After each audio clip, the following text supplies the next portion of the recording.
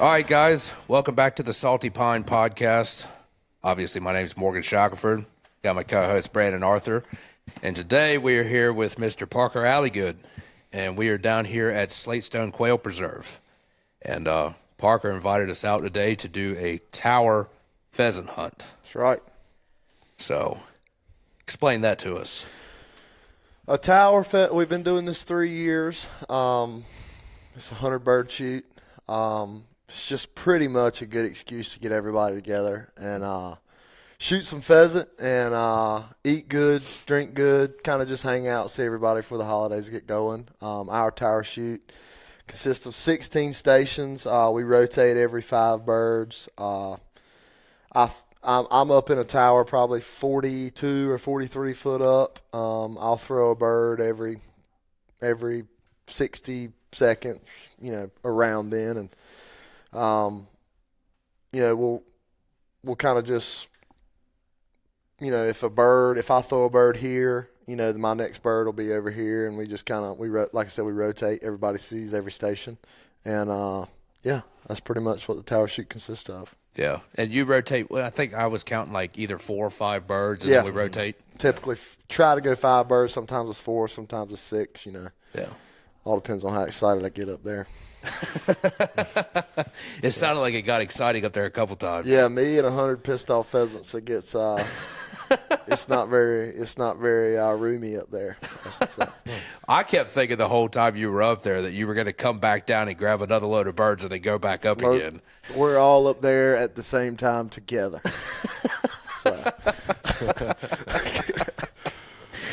Me. But Parker here, he runs Slate Stone Quail Preserve, and tell us about what else you got going on around here. We are a preserve that's been licensed since 1997. My granddad, Neil, started it.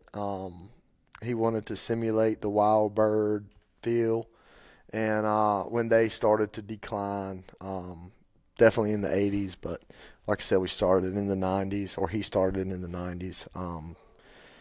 Just kind of wanted to bring, when you could walk a 5-mile radius around here and jump 20 coveys, and then it started getting to, lesser numbers. He tried to implicate it with the pen raised birds, and he started this preserve and bringing his friends in, and that's kind of where we got started. Was just trying to replicate the wild bird scene. That's awesome. And we're down here on Slatestone Road outside of Washington here in Beaufort County. And, Parker and I were talking about earlier, I think it's, if you talk to some of the older guys, the older generations, like the quail population was really abundant back in the day. Very much so. And a lot of people talk about how much they enjoyed going out quail hunting, which we didn't have pheasants. I'm pretty sure we didn't have any pheasants around. But the quail population was really abundant back in like the 50s, 60s, 70s. Very like much you said, so. in the Yes, 80s, sir. it started on the decline. Yes, sir. And bringing that back, and man, it's just, we had a great time today. Yeah, good.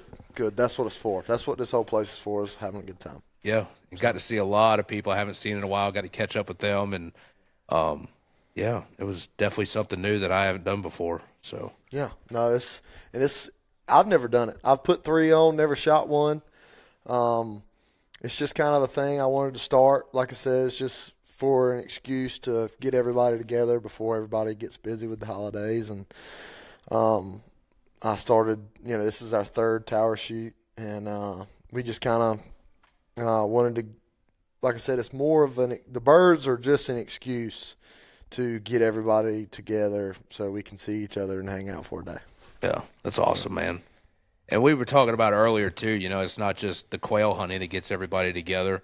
It's like, Brandon and I have been running deer dogs the last couple of days, and it's like I talked about it with you, everybody just kind of, you get together during, like, the holiday.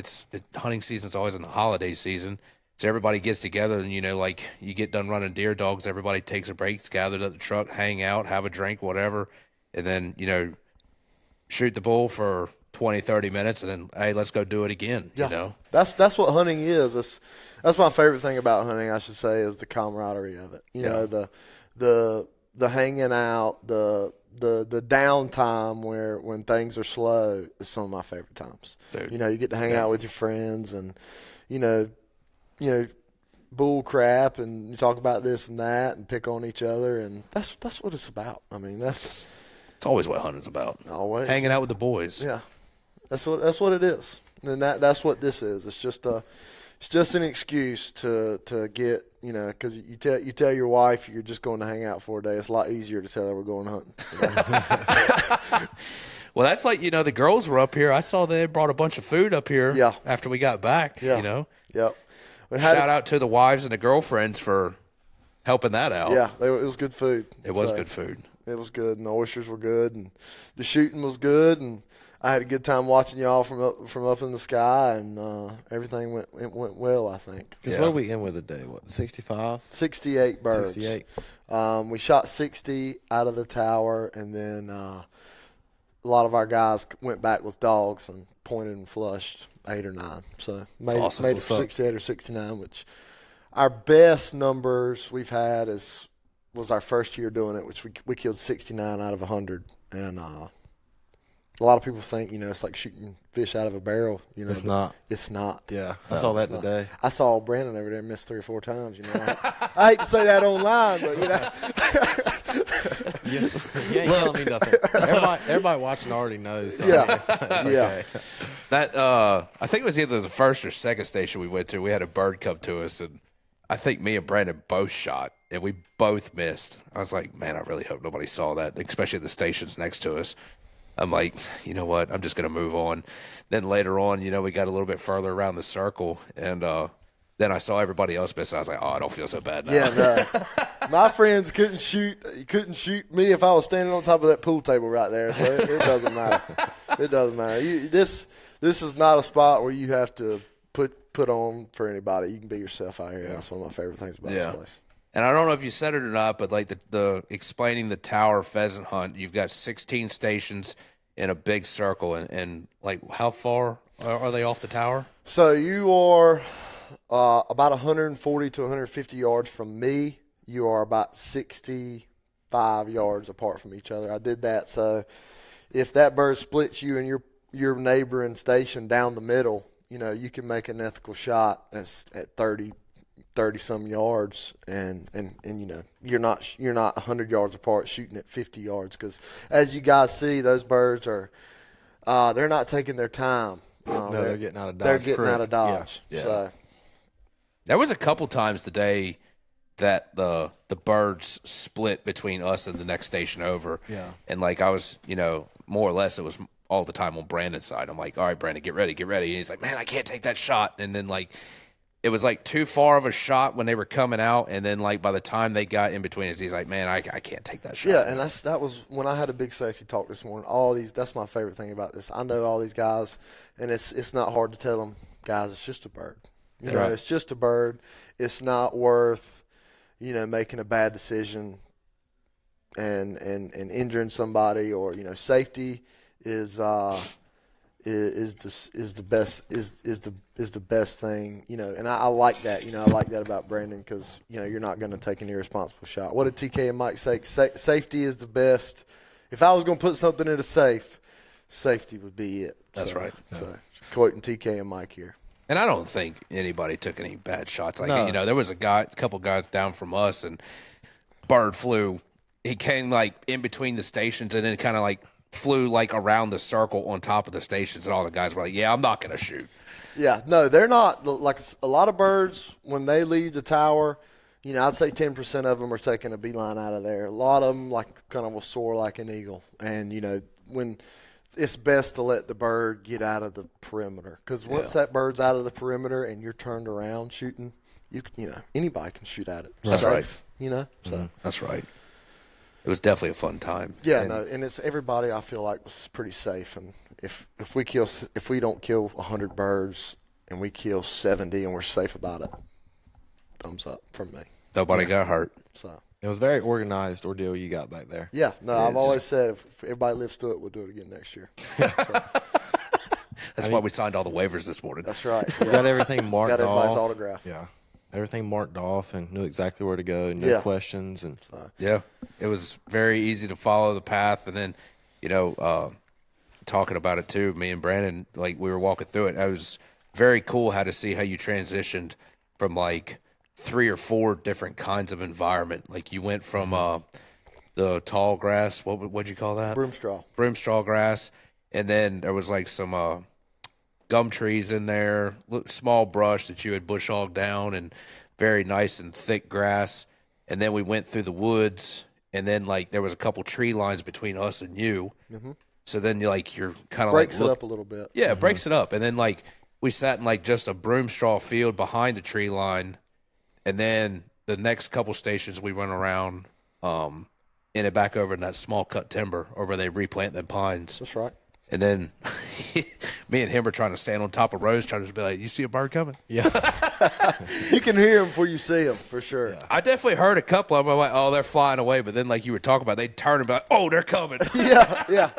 Get ready to miss, Brandon. Yeah. I'm picking on you, Brandon. I get it. You ain't telling me nothing I don't already know. You ain't telling me nothing I already know.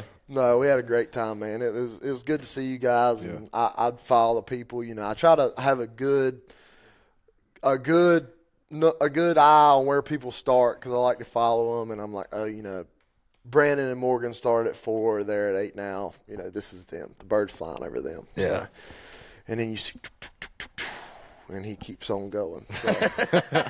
I tell people, they ask me what kind of shells do I need to bring. And I'm like, BBs, bring something, don't bring, 2 3/4 lead.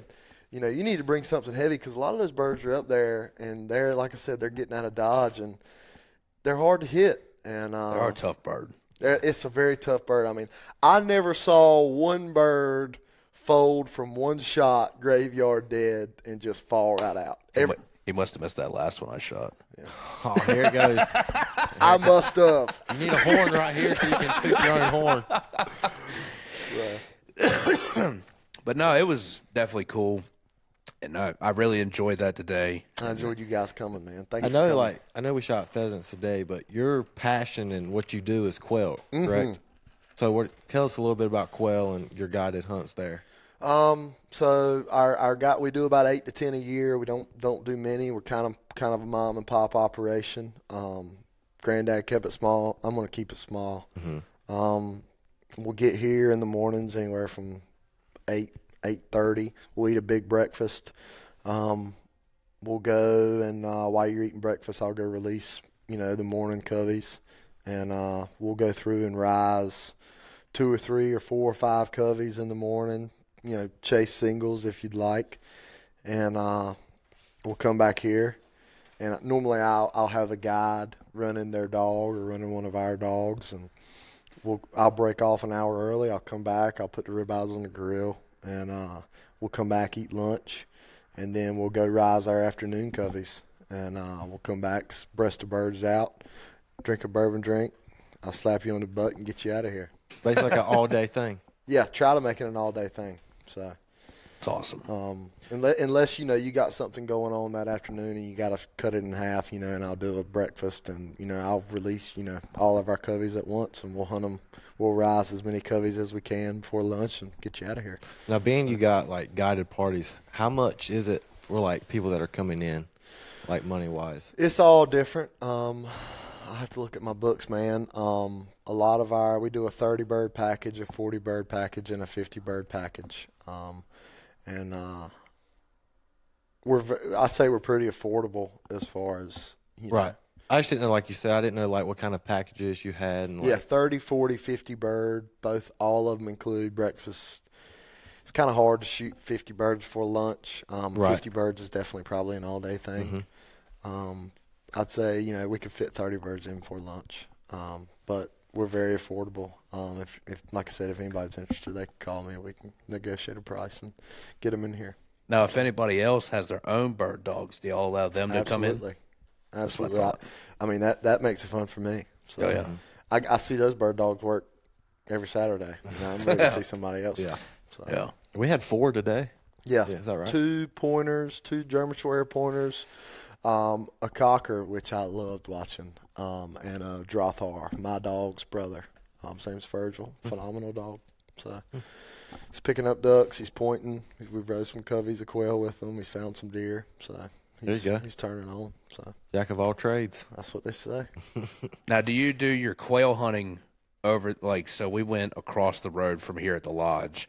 Do you do your quail hunting just over there, or do you have other places? No, we have 3 courses. So we have the Broomstraw course, which we were in, and we have a Broomstraw with some pines in it. So it looks just like what we were in, but it's got, it's 10 acres with, I'd say 700 pines in it.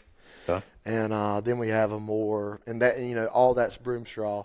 And then if we go behind the lodge, we have, a little bit more pines, but it's, we're flushing birds out of reed beds. Mm-hmm. So it's,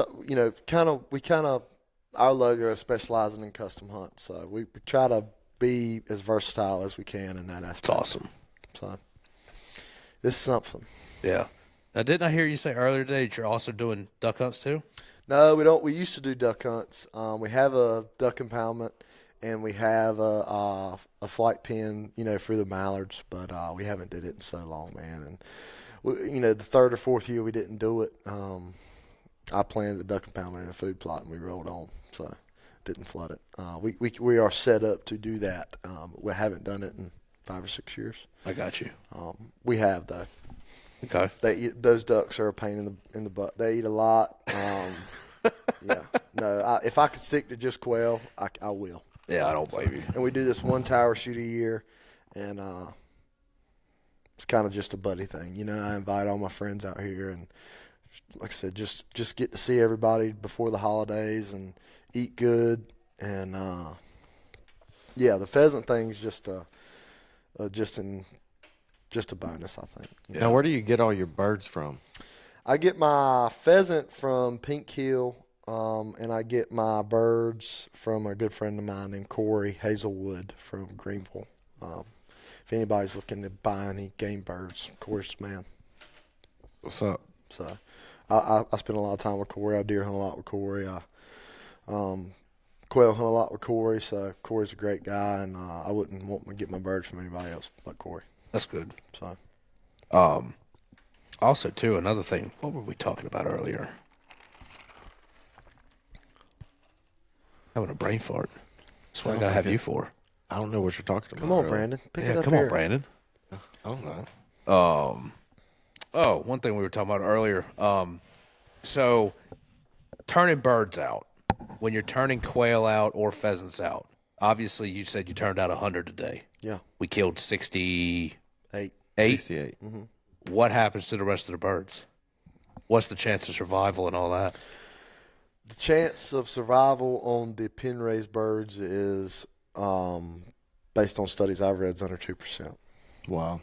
That's crazy. There's no survival instincts. Even though, because I noticed you were throwing hens out today too. I didn't throw many. No, there wasn't many. I don't think the guy I get birds from likes to give us many hens because they might be breeder birds or whatever, but I don't have any problems with that because that's like shooting all drakes. Oh yeah, I'm okay with that. Well, I shot one of the few hens. that you did. 2 birds Brandon and I shot. He shot the hen. Imagine that. It's a good time though. I mean, it's just this place was built for good times, and I just try to keep it going. Yeah, It's a pretty cool place you got in here. I appreciate it. It's just a small building, and if it could talk, we'd all be in jail. buddy, we don't put any discriminating evidence on these podcasts. I guarantee it. Good. Yeah. And now we were talking about there was roughly 30 birds left over today that didn't get shot. Mm-hmm. Pheasants. You said 1% to 2% on survival rate. Is that the same for quail too? Absolutely. That's crazy. And that's feeding them, keeping water out, and trapping year round. Yeah. Still, and the same thing with wild birds. It's Wild birds is less than 10. I'd say 10% on seeing them next year. I mean, Wow. you can have your habitat perfect, and you could get, they could get a parasite, parasitic infection, eye worms, cecal worms. They're terrible on quail, and they're very common. And, we all know in the wintertime, quail stay in coveys. And so it's kind of like the COVID deal. Us three are hanging out all the time. Brandon gets COVID. Me and you are getting COVID. Same thing with quail. If a quail eats a cricket that's got a cecal worm in it, he's gonna get that parasite, and then all the other birds are eventually gonna get it. A cecal worm damages a quail's digestive system, where eye worm, which is much more common in this region, is about I'd say a big eye worm is as big as your pinky, and is got the thickness of a safety needle rolled up, and that's in a quail's eye. So you think about that. Crazy. In a quail's eye is, a fourth of the size of your fingernail. Yeah. And I actually read a study in West Texas where this guy, it was a 5-star quail ranch, and this guy had birds that would fly in the side of his lodge and die, hit the side of the lodge and die. And that's because the eye worms were getting in his eyes, and they were going blind and just flying, and they'd hit the side of the lodge. Wow. Die stone dead. God. Eye worms are bad, man. Like I said, it's not all habitat. You can have the best habitat in the world, and you can, get a parasitic infection on your farm, and it can still hurt your numbers. Wild birds are hard to maintain. Yeah. Now, is there any way to almost prevent that parasitic infection? There is, but it's kind of you got to go out of your way. They have a medical feed that you can run cycles on your farm. A lot of these guys who maintain wild bird coveys have feeders, spread throughout their farm, and they, a lot of these guys have game cameras on them. They're looking at birds, looking at coveys. They will run these medicinal feeds through their feeders, and they're seeing, upwards of 300% number, 300% increase on their numbers. Really? Yeah. Wow. So but these are all studies in West Texas. West Texas is like the Alamo for quail. Oh, yeah. So that's where they got the better habitat, too. Yeah, and but like I said, you can have the habitat and still take a hit from the parasitic infections. So I think, I want to push more of that, of guys really diving in and looking at their birds and saying, well, I have habitat and I'm feeding sorghum runs and I have water and I have everything they need, but I'm still not seeing my birds, what's going on. And, I want to, look into the parasitic infections because they are detrimental. Yeah. I think. Now, what would be the ideal habitat for quail around here? Grassy areas. That broom straw will hold them tight. Anywhere where there's no bobcats, foxes, raccoons, possums, ants, coyotes, anywhere that there's no. So, me and you were talking earlier about the trapping thing. You've got to hone in on your predators, and you gotta. I think the main way to do that, you can run. You can go out there with your thermal and your call, but I like the foot traps. So I find them most effective, and you can't shoot a hawk anymore. I say anymore. Could you ever shoot a hawk? I couldn't tell you. I don't know. I haven't researched that. Well, I know that you can trap, and a lot of people don't trap anymore because there's no money in it. Yep. I mean, you were talking the only money in trapping selling to the fox pens and the coyote pens, and but as far as the fur, there's no money in it anymore. The only guys that are trapping are the guys who are like me, who are trying to preserve the wild bird coveys around here. Well, that's like I was telling you earlier. No, I trapped with a buddy of mine for a few years, we went hard and had trap lines set, and we go check them. It was pretty much after as soon as deer season got done and duck season got done, we just went trapping, and it's a lot of work.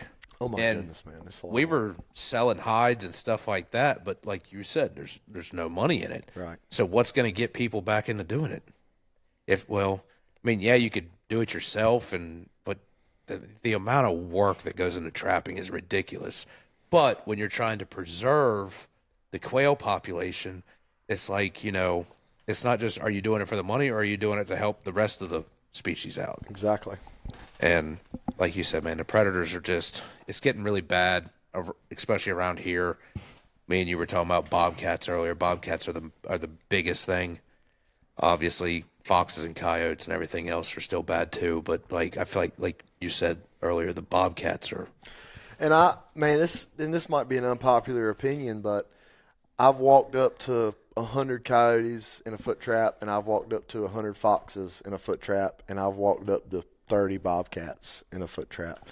And I think by far the baddest thing we have in eastern North Carolina is the bobcat. I'd say 90% of the coyotes I've walked up to that are caught by the foot, they're on that foot chain, that 2-foot chain. They're going away from me. If I walk up, they're pulling away, trying to get away. Those foxes are pulling away.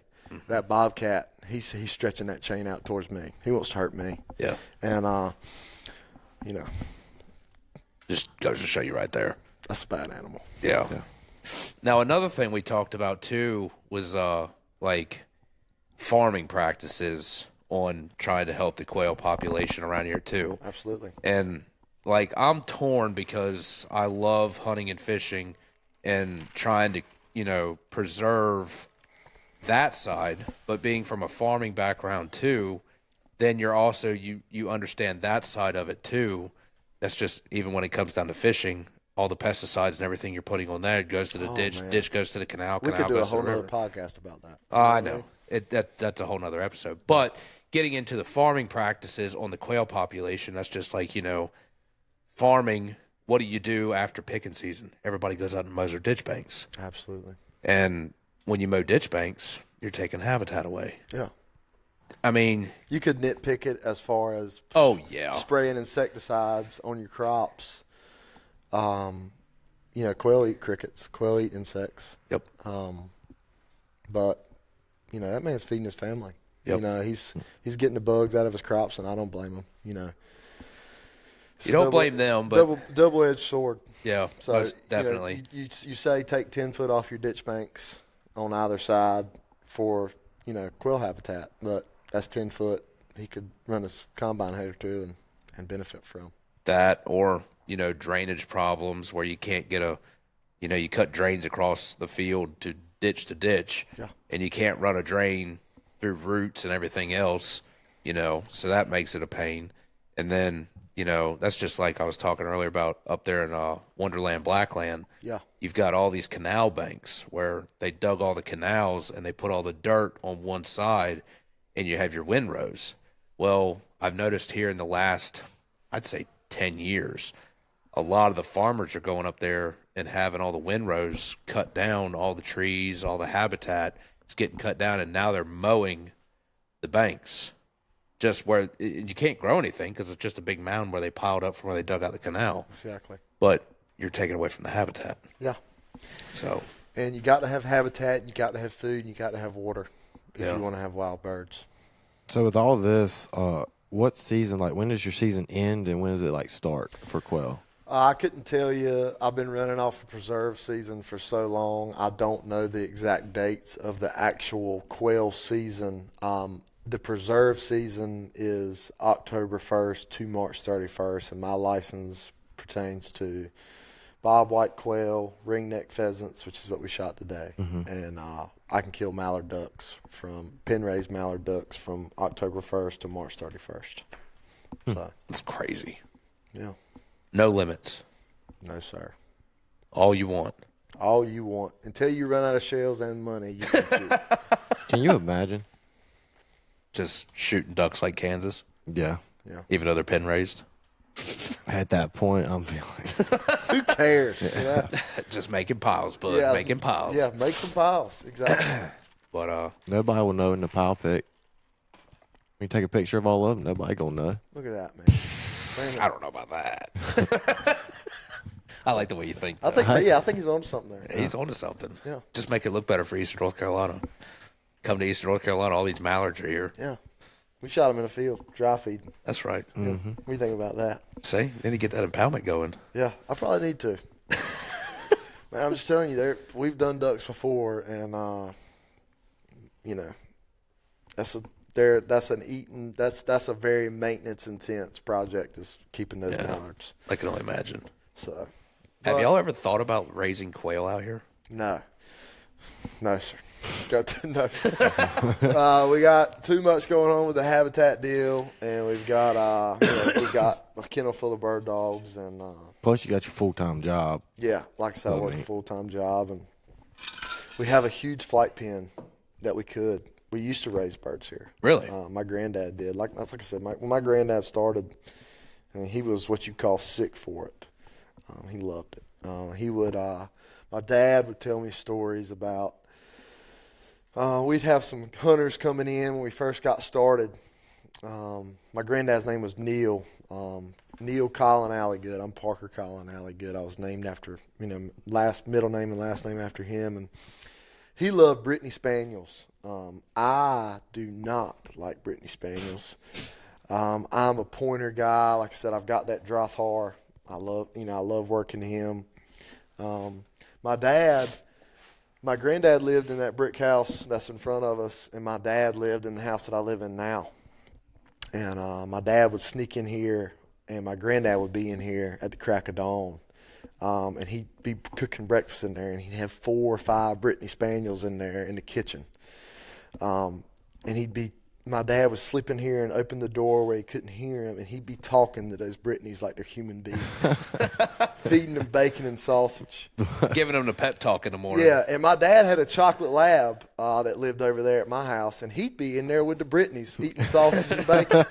So every Saturday morning, that chocolate lab Zeke knew that he could sneak in here and get him some good breakfast. So, and he did. That's awesome. And it showed. That dog died at 115 pounds. So Dang. pretty big lab.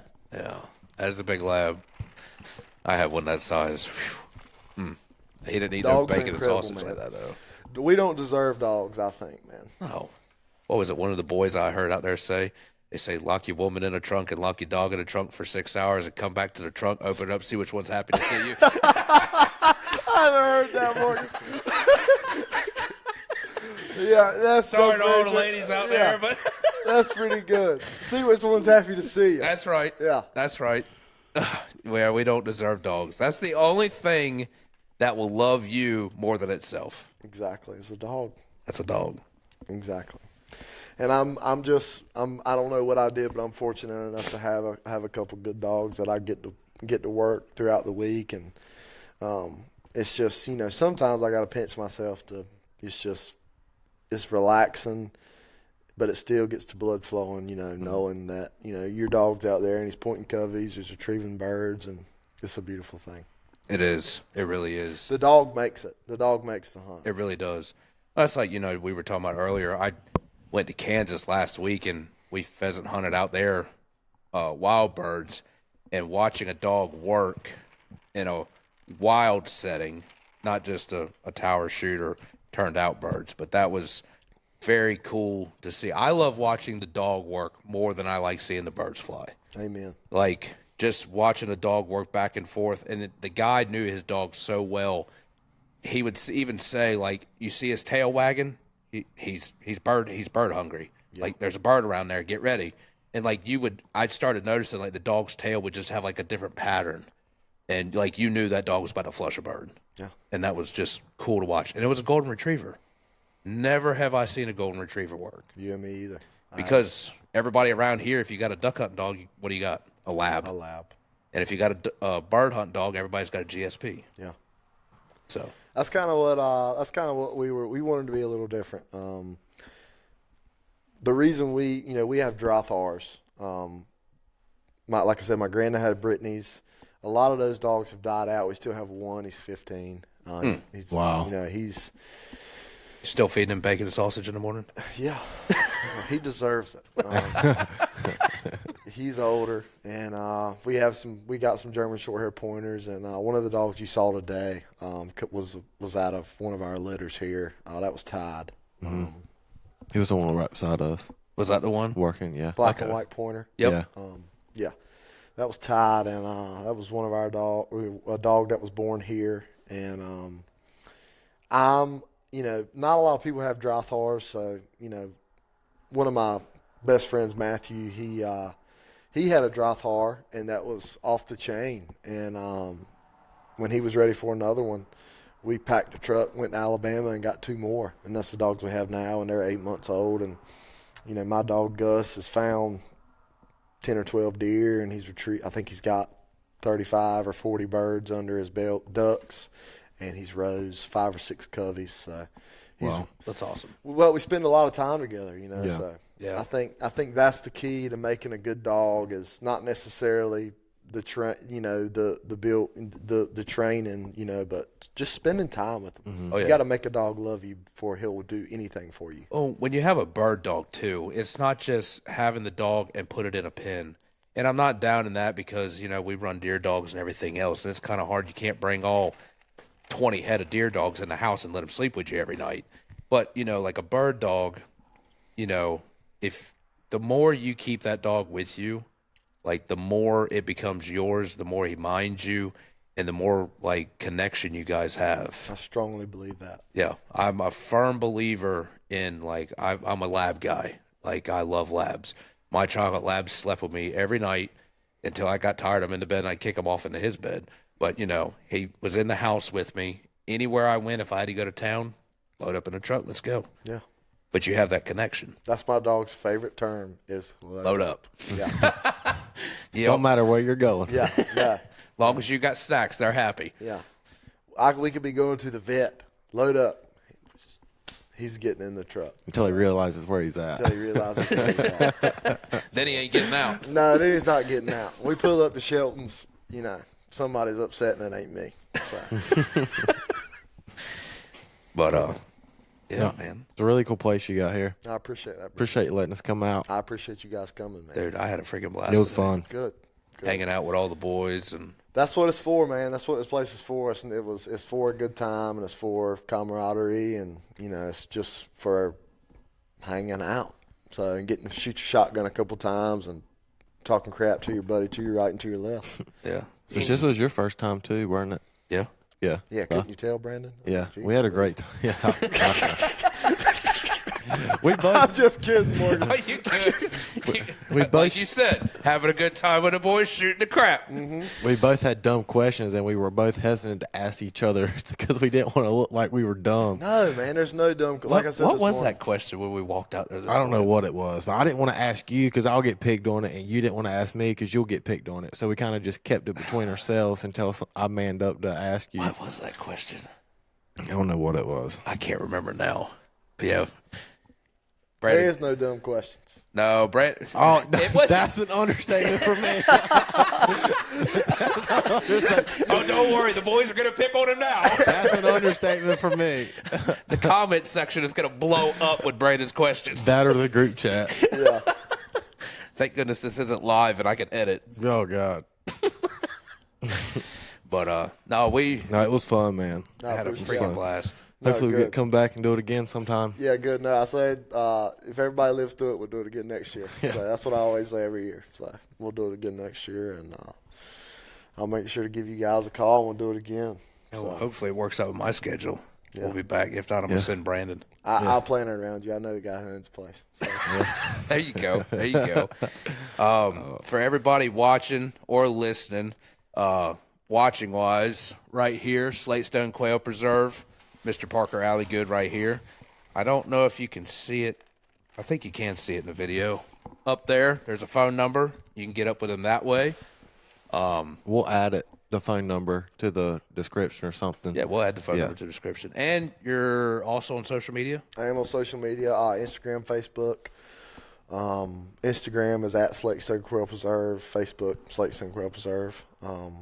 give us a call. We specialize in custom hunts, so we'll work around your needs. And pheasant, quail, chucker, breakfast, lunch. Mainly Saturdays. Mainly Saturdays, because like I said, I do work a job. This is kind of a mom and pop organization. You know, keep it small. We have 8 or 10 hunts a year, and you know that's kind of how we do it. So. Yeah. Sounds good, bud. It was awesome. Thank you, Great day. guys. I had a great time. Yeah, I had a great time. Yeah. I had a great time. It was fun. It's fun. You know, a lot of shooting. A lot of. It's just, you know, I'm 43 foot in the air, and you guys are on the ground, and you know, you guys are looking at each other laughing, and I'm looking at, you know, 30 people, you know, and they're Sitting all there having doing a good the same time. thing. Yeah. Yeah. So it's just fun to watch. So And 16 stations. I mean, it took us 2 hours. About today? 2 hours. I think we Yeah. started shooting at like 10:30. shot from 10:30 to 12:30 about. So Yeah. I try to throw a bird every 30 to 60 seconds. It gives you time to send your dog, or if you don't have a dog, you go retrieve your bird. So Yeah. it works out. It's awesome. Well, guys, appreciate y'all listening in and watching and however you go about it. But give Mr. Parker here a call Yeah. to get you set up. Yes, sir. And we will see you guys next time. Thank you. Thank you. Thank you, guys.